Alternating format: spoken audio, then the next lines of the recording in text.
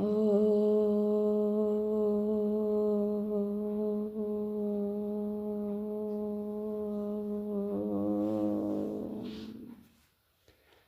শান্তি। 17/1/2025 কালকে ব্রহ্মা বাবার অব্যক্ত দিবস। আজকে 17 তারিখ, 17 দিন হলো তপস্যার মাস। কালকের দিনে ব্রহ্মা বাবা সম্পূর্ণতা প্রাপ্ত করেছিলেন, সম্পূর্ণ ফরিস্তা। তাই আমরা আজকের থেকে সারা দিন ব্রহ্মা বাবার প্রত্যেকটা পদক্ষেপকে ফলো করে চলব। কিভাবে ব্রহ্মা বাবা সমস্ত পরিস্থিতির উপর বিজয় পেয়ে সম্পূর্ণতা প্রাপ্ত করেছিলেন। Follow father. তো আজকে বাবা কি বলেছেন মুরলিতে শুনি। 17/1/2025। ওম শান্তি।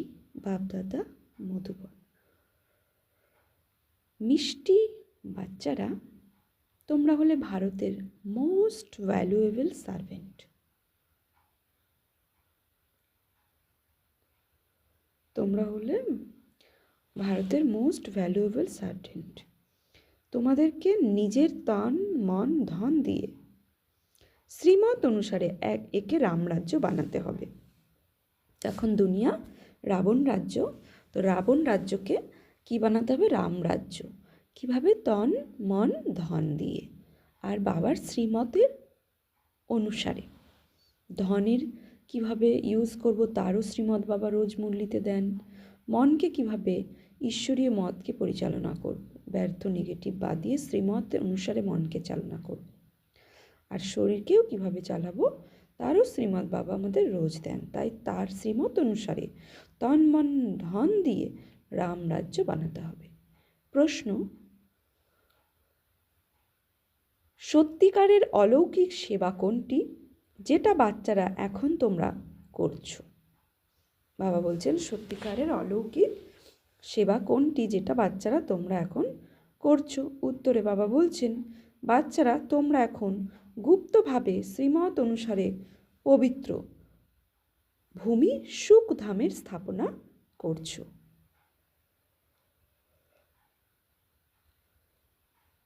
বাবা বলছেন গুপ্তভাবে করছো, আর এটাই হলো ভারতের সত্যিকারের অলৌকিক সেবা।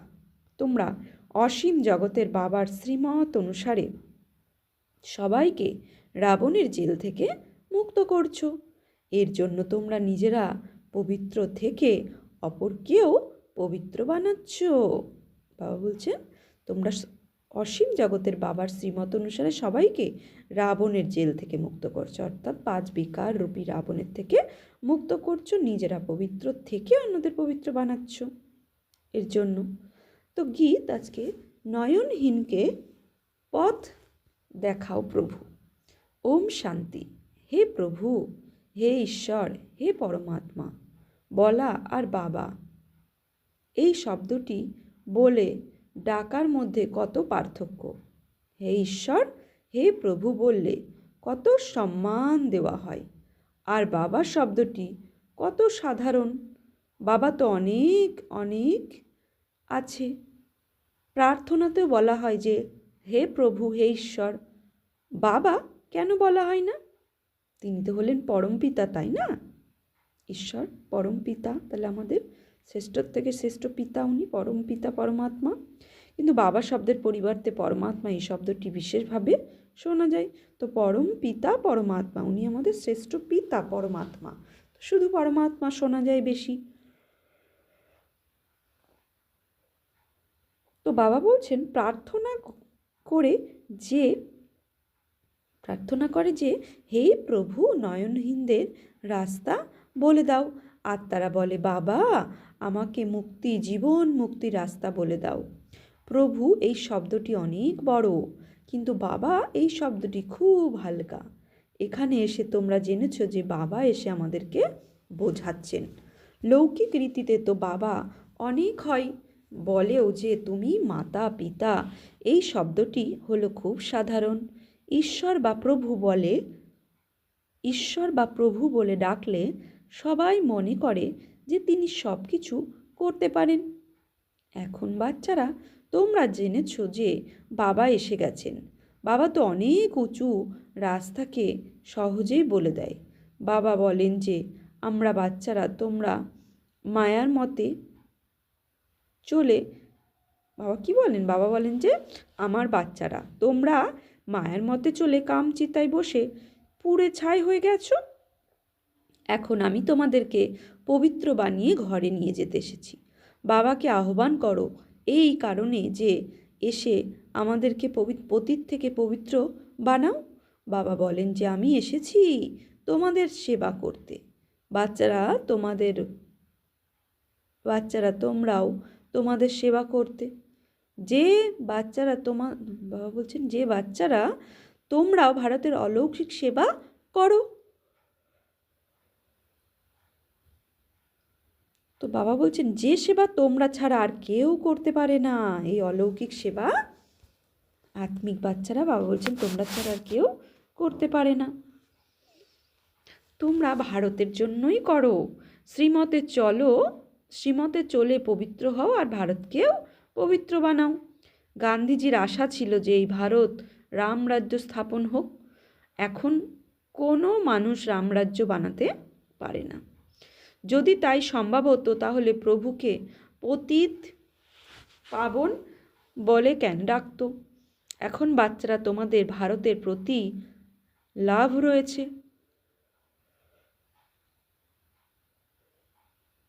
সত্যিকারের সেবা তো তোমরাই করো, মুখ্যত এবং ভারতের তথা সমগ্র জগতের। তোমরা জানো যে ভারতকে রামরাজ্য বানাতে হবে, যা বাপুজি চাইতেন, অর্থাৎ মহাত্মা গান্ধী চাইতেন। তিনি ছিলেন লৌকিক জগতের বাপুজি, আর ইনি হলেন অসীম জগতের বাপুজি, শ্রী বাবা নিরাকার মহাজ্যোতি পরমাত্মা, পরম পিতা পরমাত্মা, যিনি আমাদের অসীম জগতের পিতা। আর গান্ধীজি ছিলেন লৌকিক জগতের বাপুজি। তিনি অসীম জগতের সেবা করেন বাবা। এটা তোমরা বাচ্চারাই জানো। তোমাদের মধ্যেও নম্বরের ক্রমানুসারে এই নেশা থাকে যে আমরা রামরাজ্য বানাবো। গভর্নমেন্টে তোমরা হলে সার্ভেন্ট, তোমরা দেবী গভর্নমেন্টের বাবা বলছেন তোমরা দেবী গভর্নমেন্ট বানিয়ে থাকো। ভারতের জন্য তোমাদের গর্ব রয়েছে। তোমরা জেনেছো যে সত্যযুগে ভারতে পবিত্র ভূমি ছিল। সত্যযুগে ভারত পবিত্র ভূমি ছিল, এখন তো পতিত হয়ে গেছে। তোমরা জেনে গেছো যে এখন আমরা বাবার দ্বারা পুনরায় পবিত্র ভূমি বা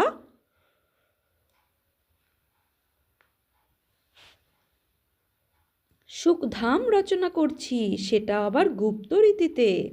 তো এই দেখানোর বিষয় না, বাবা বলছেন নিজেকে পরিবর্তনই হচ্ছে বিশ্ব পরিবর্তন। স্বপরিবর্তন তো বিশ্ব পরিবর্তন। তো গুপ্ত রীতিতে আমরা তোমরা শ্রীমতও কি গুপ্তভাবে প্রাপ্ত করো। বাবা বলছে সুখধাম আমরা রচনাও করছি গুপ্তভাবে। তো ভারত সরকারের জন্যই তোমরা এই কাজ করো। শ্রীমত অনুসারে তোমরা তন মন ধন দিয়ে ভারতের জন্য সর্বশ্রেষ্ঠ সেবা করছো। কংগ্রেসীদেরও তো অনেকবার হাজতবাস করতে হয়েছে, তোমাদেরকে তো হাজতবাস করার দরকার নেই। তোমাদের বিষয়টি হলো আত্মিক, অর্থাৎ সূক্ষ্ম গুপ্ত বিষয়। আত্মাকে দেখা যায় না, আত্মাকে শুদ্ধিকরণও গুপ্তভাবে হয়। তাই বাবা বলছেন তোমাদের বিষয়টা হলো আত্মিক। তোমাদের লড়াইও হচ্ছে 5 বিকার রাবণের সাথে, যে রাবণ সমগ্র পৃথিবীর, বাবা বলছেন যে রাবণ সমগ্র পৃথিবীর ওপর রাজত্ব করছে। এ হলো তোমাদের সেনা। লঙ্কা তো ছিল এক একটি ছোট দ্বীপ। এই সৃষ্টি হলো অসীম জগতের। লঙ্কার যে শহর রাবণ বাস করতো, বলছে ওটা তো একটা ছোট দ্বীপ ছিল, কিন্তু এই সম্পূর্ণ সৃষ্টিটা হচ্ছে অসীম জগতের।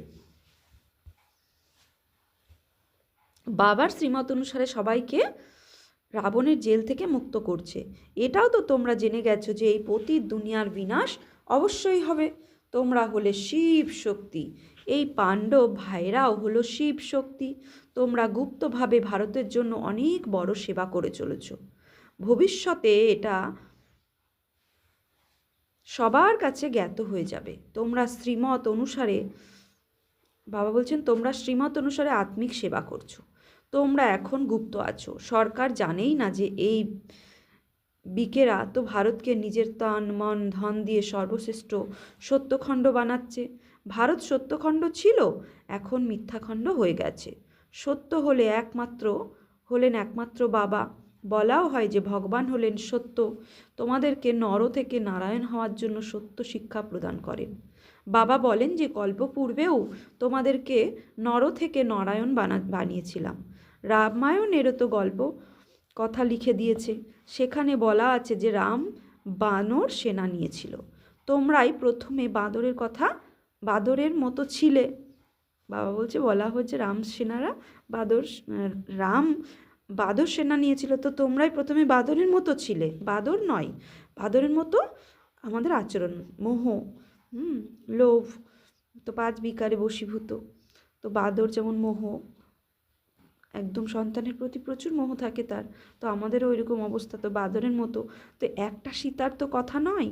বাবা বোঝাচ্ছেন যে কিভাবে আমরা রাবণ রাজ্যের বিনাশ করে রাম রাজ্য স্থাপন করছি, এতে কোনো পরিশ্রমের কথা নয়। তো বাবা বলছে একটা সীতাই নয়, যে নিজের মধ্যে সতীত্বকে আনছে পরমাত্ম শ্রীমতের আধারে, ইমার্জ করছে সতীত্বকে, তো এই দুনিয়াতে সেই সীতা। তো রামের এক সীতা নয়, তো পরমপিতা পরমাত্মার রামের আমরা সব যারা নিজেকে পরিবর্তন করছি, নিজেদের ভেতরে রাবণ যে বিকার আছে সেটাকে যোগের দ্বারা ভস্মীভূত করে নিজের সীতা ভাবকে, সীতা অর্থাৎ সতীত্বকে জাগাচ্ছি। তো আমরা সবাই ও পরমাত্মা রামের সীতা। তাই বাবা বলছেন এক সীতার কথা তো নয়। তো বাবা বলছেন, হ্যাঁ, তো তোমরা সব আত্মিক সেবা করছো, তোমাদের নর থেকে নারায়ণ হওয়ার জন্য। বাবা বলছেন তোমরা শ্রীমত অনুসারে আত্মিক সেবা করছো, তোমরা এখন গুপ্ত আছো, সরকার জানেই না যে বিকেরা যে তন্মন ধন দিয়ে সত্যখণ্ড বানাচ্ছে। ভারত সত্যখণ্ড ছিল, আর এখন তোমরা, ভারত সত্যখণ্ড ছিল, এখন মিথ্যাখণ্ড হয়ে গেছে। সত্য হলেন একমাত্র বাবা। তো বলাও হয় যে ভগবান হলেন সত্য, তোমাদের নর থেকে কি বানাচ্ছে? নারায়ণ বানাচ্ছে। তো বাবা বলছেন, তো বাদর সেনার কথাও বলেছে, তো তোমরা প্রথমে তো এই বাদরের মতোই ছিলে। তো কিভাবে আমরা রাবণ রাজ্যে বিনাশ করে রাম রাজ্য স্থাপন করছি, এতে কোনো পরিশ্রমের কথা নয়। তারা তো কত খরচ আদি করে রাবণের মূর্তি তৈরি করে, সেটাকে আবার জ্বালিয়ে দেয়, কিছুই বোঝে না। বড় বড় ব্যক্তিরা সবাই যায় সেখানে, বিদেশিদের দেখায়, তারা কিছুই বোঝে না। এখন বাবা বোঝাচ্ছেন যে তোমাদের মনের মধ্যে এই উৎসাহ আছে যে আমরা ভারতের জন্য আত্মিক সেবা করছি, বাকি সমগ্র দুনিয়া রাবণের মতে চলছে। তোমরা হলে রামের শ্রীমত অনুসারী। রাম বলো, শিব বলো, নাম তো অনেক রেখে দিয়েছে। বাচ্চারা, তোমরা হলে ভারতের অত্যন্ত গুরুত্বপূর্ণ সেবাধারী, তোমরা শ্রীমত অনুসারে ভারতের সেবা করো। তারা বলে যে হে পতিত পাবন, এসে আমাদেরকে পবিত্র বানাও। তোমরা জানো যে সত্য যুগে আমরা কত সুখভোগ করে থাকি, অফুরন্ত সম্পদও প্রাপ্ত হয়, সেখানে প্রত্যেকের গড় আয়ুও অনেক বেশি হয়। তারা হলেন যোগী, আর এখানে সবাই হলো ভোগী। তারা হলেন পবিত্র, আর এখানে সবাই হলো কি? পতিত। তো বাবা বলছেন রাত দিনের মত পার্থক্য, রাত দিনের মতের পার্থক্য, রাত দিনের মতো পার্থক্য। কৃষ্ণকেও যোগী বলা হয়, মহাত্মাও বলা হয়, কিন্তু তিনি তো হলেন সত্য মহাত্মা। তার মহিমা গাওয়া হয় যে তিনি হলেন সর্বগুণ সম্পন্ন, 16 কলা সম্পূর্ণ, সম্পূর্ণ নির্বিকারী, অহিংসা, পরমধর্ম মর্যাদা মে পুরুষোত্তম। তাই না? তো আত্মা এবং শরীর দুটোই পবিত্র হয়। সন্ন্যাসীরা তো গৃহস্থীর কাছে বিকারের দ্বারা জন্মগ্রহণ করে পরে সন্ন্যাসী হয়। এই সমস্ত কথা বাবা এখন তোমাদের বোঝাচ্ছেন। এই সময় মানুষ অধার্মিক এবং অসুরী হয়ে গেছে। সত্য যুগে তোমরা কীরকম ছিলে? সম্পূর্ণ রিলিজিয়াস রাইটিয়াস ছিলে, 100% সার্ভেন্ট ছিলে, এভার হ্যাপি ছিলে। রাত দিনের সমান পার্থক্য আছে, এটা অ্যাকুরেট, তোমরাই জানো। এটা কি কারোর জানা আছে যে ভারত স্বর্গ থেকে কিভাবে নরক হয়েছে? লক্ষ্মী নারায়ণের পূজা করে, মন্দির তৈরি করে, কিন্তু কিছুই বোঝে না। বাবা বোঝাচ্ছেন যে লৌকিকে যারা ভালো ভালো পজিশন রয়েছে, এমনকি বিড়লাদেরকেও তোমরা বোঝাতে পারো। বাবার এই জ্ঞান সবাইয়ের সাথে বলতে হবে। তাই বাবা বলছেন বিড়লাদেরও তুমি বোঝাতে পারো। তো এই লক্ষ্মীনারায়ণ কীভাবে এই রাজ সিংহাসনের অধিকারী হয়েছে, তারা কি করেছিল যার জন্য তাদের এত বড় মন্দির তৈরি হয়?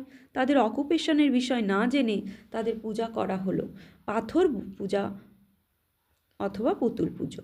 অন্যান্য ধর্মাবলম্বীরা এটাও জানে যে যীশুখ্রিস্ট কোন সময় এসেছিল, আবারও আসবে। তো বাচ্চারা, তোমাদেরকে তো অনেক গুপ্ত আত্মিক নেশায় থাকতে হবে। আত্মার মধ্যে এই খুশি হওয়া চাই। তোমরা অর্ধে কল্প দেহ অভিমানী হয়েছিলে। বাবা বলছেন যে তোমরা এখন অশরীরী হও, নিজেকে আত্মা মনে করো। আমার আত্মা বাবার থেকে শুনছে। অন্যান্য সৎসঙ্গে এমনভাবে বুঝতে পারবে না। এই সমস্ত কথা আত্মিক বাবা আত্মাকে বসে বোঝাচ্ছেন। আত্মাই সব কিছু শোনে, তাই না? আত্মাই বলে যে আমি হলাম প্রধানমন্ত্রী বা অমুক। বাবা বলছেন আত্মাই এই শরীর দ্বারা বলে যে আমি বাবা বলছেন আমি প্রধানমন্ত্রী হয়ে আমি প্রধানমন্ত্রী আছি। এখন তোমরা বলো যে আমি আত্মা পুরুষার্থ করে স্বর্গের দেবী দেবতা হতে চলেছি। তো বাবা আগে কি বলেন? আত্মাই বলে যে আমি হলাম প্রধানমন্ত্রী অমুক। তো শরীর দ্বারা বলে আত্মা যে আমি প্রধানমন্ত্রী। তেমনি আমরাও কি বলি? আমি আত্মা পুরুষার্থ করে স্বর্গের দেবী দেবতা হতে চলেছি। আমি আত্মা, এটা হলো আমার শরীর। দেহি অভিমানী হতেই অনেক পরিশ্রম করতে হয়। তো বাবা আমাদের অ্যাটেনশন দেওয়াচ্ছে আত্মিক স্থিতির ওপর। তো দেহি অভিমানী হওয়ার অনেক পরিশ্রম করতে হবে।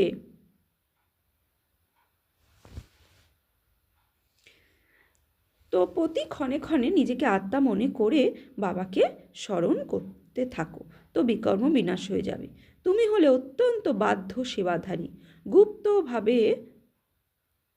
বাবা বলছেন তুমি হলে অত্যন্ত বাধ্য সেবাধারী, গুপ্তভাবে নিজের কর্তব্য পালন করো। তাই এই নেশাও গুপ্ত হওয়া চাই, তাই না? তো আমি হলাম গভর্নমেন্টের আত্মিক সার্ভেন্ট, ভারতকে স্বর্গ বানাচ্ছি। বাপুজিও চেয়েছিলেন যে নতুন দুনিয়াতে নতুন ভারত হোক, নতুন দিল্লি তো তৈরি হোক। এখন নতুন দুনিয়ায় তো বাবা বলছেন এখন নতুন দুনিয়া তো নেই। এই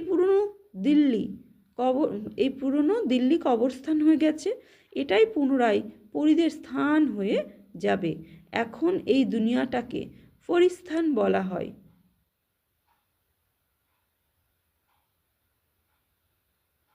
বাবা কি বলছেন? এখন এই দুনিয়াটাকে পরিস্থান বলা হয়, অর্থাৎ স্বর্ণিম দুনিয়া, পরিদের স্থান।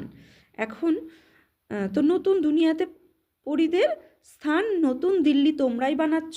এটাই হলো বোঝার বিষয়। এই কথাকে ভুলে যেও না। ভারতকে পুনরায় সুখধাম বানানো অনেক উঁচু কাজ আছে। ড্রামা প্ল্যান অনুসারে সৃষ্টি পুরনো হয়ে যায়। এটাই হলো মুখ্য ধাম। দুঃখ হর্তা, সুখ কর্তা। এক বাবাকেই বলা হয় দুঃখ হর্তা, সুখ কর্তা। এক বাবাকেই বলা হয়। বাবা বলছেন তোমরা জেনে গেছো যে বাবা 5000 বছর বাদে এসে দুঃখী ভারতকে সুখী বানাচ্ছে। সুখও দিয়েছেন, শান্তিও দিচ্ছেন। মানুষ বলে যে মনের শান্তি কিভাবে পাওয়া যাবে? এখন শান্তিধাম সুইট হোমেই হয়ে থাকে, তাকেই বলা হয় শান্তিধাম, যেখানে কোনো শব্দ থাকে না, কোনো চিন্তা থাকে না। সূর্য চাঁদ আদি থাকে না। এখন বাচ্চারা তোমাদের বাবা বলছেন এই সমস্ত জ্ঞান প্রদান করছো। এই সমস্ত জ্ঞান এখন আমরা কি করছি? প্রদান করছি। তো বাবাও এসে তোমাদের বাধ্য সেবাধারী বানান, তাই না? কিন্তু বাবাকে তো অনেকেই, বাবা বলছেন কিন্তু বাবাকে তো অনেকেই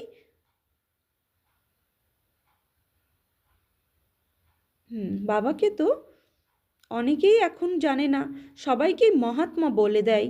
এখন মহান আত্মা তো স্বর্গ ছাড়া আর কোথাও হতে পারে না। সেখানে আত্মারা অনেক পবিত্র হয়, পবিত্র ছিল তো প্রসপারিটিও ছিল। এমন পিওরিটি তো নেই যা কিছু, বাবা বলছেন এমন পিওরিটি তো নেই, যা কিছুই নেই তো কিছুই নেই।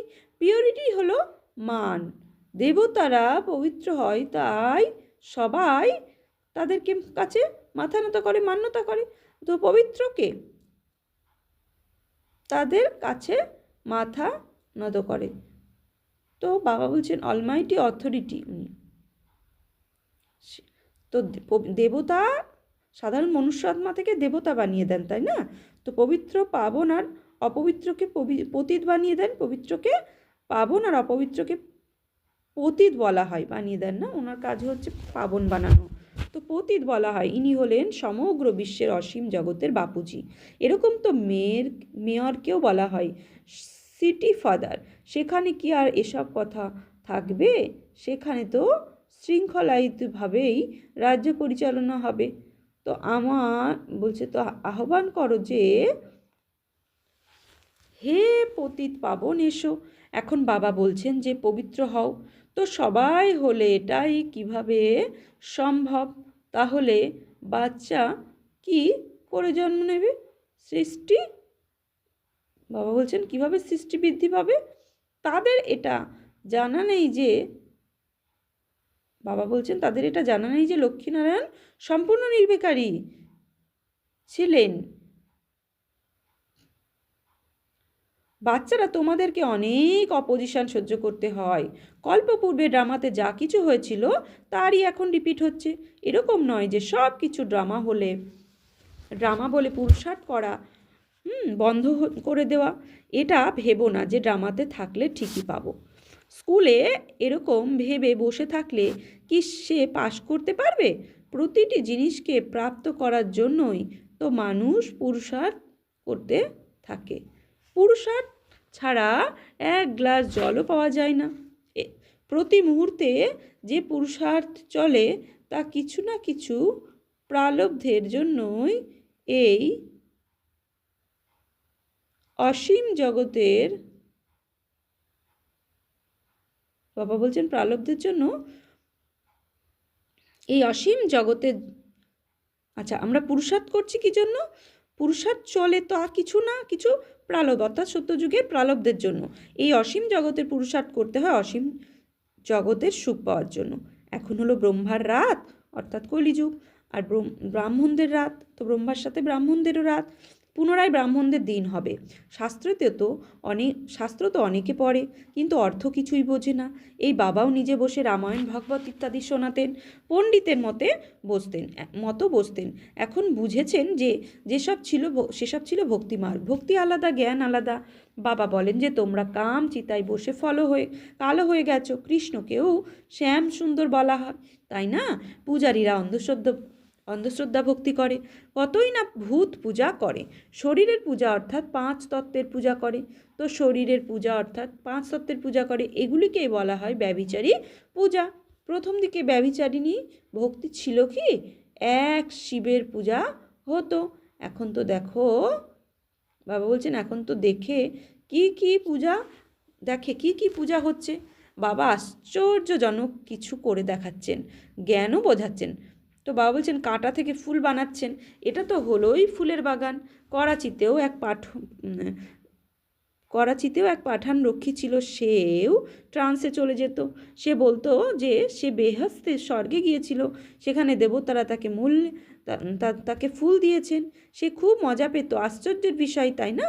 মানুষ তো পৃথিবীতে 7 ওয়ার্ল্ডসের কথা বলে। তো বাস্তবে ওয়ার্ল্ডের অফ দ্য ওয়ার্ল্ড তো হলো স্বর্গ। এটা কারোরই জানা নেই। তোমরা তো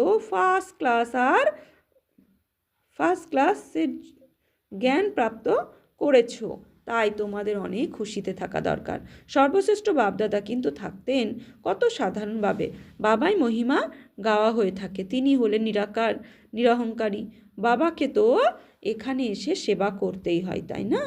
বাবা সর্বদা বাচ্চাদের সেবা করেন, তাদের ধনসম্পত্তি প্রদান করে নিজে বানপ্রস্থ অবস্থা, তার বাণীর ঊর্ধ্বে অবস্থায় চলে যান। বাচ্চাদের মাথার ওপর রাখো, বাবা বলছেন বাচ্চাদেরকে মাথার উপরে রাখেন। বাচ্চারা তোমরাই বিশ্বের মালিক হও, সুইট হোমে গিয়ে পুনরায় সুইট রাজ্যে আসবে। বাবা বলেন যে আমি তো কোনো রামরাজ্য গ্রহণ করি না, সত্যিকারের নিষ্কাম সেবাধারী তো একমাত্র বাবাই করেন। তাই বাচ্চাদেরকে অনেক খুশিতে থাকতে হবে, কিন্তু মায়া সব কিছু ভুলিয়ে দেয়। এই রাগ দাদাকে কখনোই,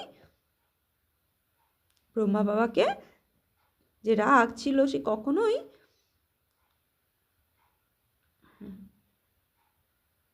তো বাপদাদা দান করেছেন। তো বাবা বলছেন এই বাচ্চাদের অনেক খুশিতে থাকতে হবে, এই দাদাকে কখনোই ভোলা উচিত নয়। ঠাকুর দাদার সম্পত্তির প্রতি সকলেরই একটা নেশা থাকে। তোমরা তো শিব বাবাকে পেয়েছো, তার তো অসীম সম্পদ রয়েছে। বাবা বলেন আমাকে স্মরণ করো আর দিব্যগুণ ধারণ করো। আসরি গুণগুলিকে বের করে দিতে হবে। তারা বলে যে আমার এই নির্গুণ বাবা বলছেন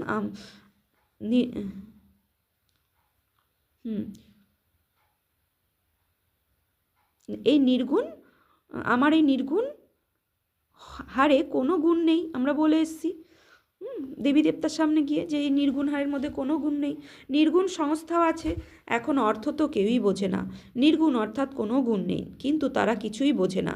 বাচ্চারা তোমাদেরকে বাবা একবারই এসে বোঝান, বলে আমরা তো ভারতের সেবায় রত আছি, যিনি সকলের বাপুজি, আমরা তার শ্রীমতে চলি। শ্রীমদ্ ভগবদ্ গীতা গাওয়াও হয়েছে, তাই না?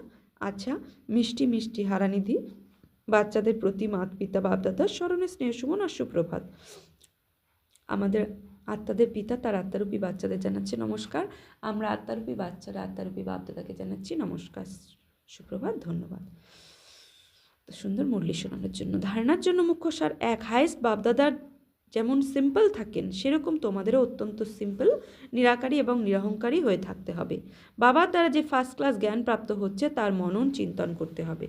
2, যে ড্রামার অবিকল রিপিট হয়ে চলেছে এই বিষয়ে অসীম জাগতিক পুরুষার্থ করে অসীম জগতের সুখের প্রাপ্তি করতে হবে। কখনো ড্রামা বলে বাবা বলছেন কখনো ড্রামা বলে পুরুষার্থ করা বন্ধ করো না। এটা ড্রামা বলে পুরুষার্থ বন্ধ করে দেবে না। প্রালব্ধের জন্য পুরুষার্থ কিন্তু অবশ্যই করতে হবে। বরদান অব্যক্ত স্বরূপের সাধনার দ্বারা পাওয়ারফুল বায়ুমণ্ডল নির্মাণকারী অব্যক্ত ফরিস্তা ভব। অব্যক্ত স্বরূপের সাধনার দ্বারা পাওয়ারফুল বায়ুমণ্ডল নির্মাণকারী অব্যক্ত ফরিস্তা ভব। বায়ুমণ্ডলকে পাওয়ারফুল বানানোর সাধন হলো নিজেকে অব্যক্ত স্বরূপের সাধন। এর প্রতি বারবার যেন অ্যাটেনশান থাকে অব্যক্ত স্বরূপের প্রতি। তো কেননা যেটা সাধারণ বাবা বলছে কেননা যেটার সাধনা করা হয় সেটার প্রতি মনোসংযোগ থাকে, তো অব্যক্ত স্বরূপের সাধনা অর্থাৎ বারবার অ্যাটেনশানের তপস্যা চাই। এই জন্য অব্যক্ত ফরিস্তার ভবর বরদানকে স্মৃতিতে রেখে শক্তিশালী বায়ুমণ্ডলে বানানো তপস্যা করো। তখন তোমাদের সামনে যে আসবে সে ব্যক্ত আর ব্যর্থ কথা থেকে ঊর্ধ্বে চলে যাবে। স্লোগান সর্বশক্তিমান বাবাকে প্রত্যক্ষ করার জন্য একগ্রতার শক্তিকে বৃদ্ধি করো।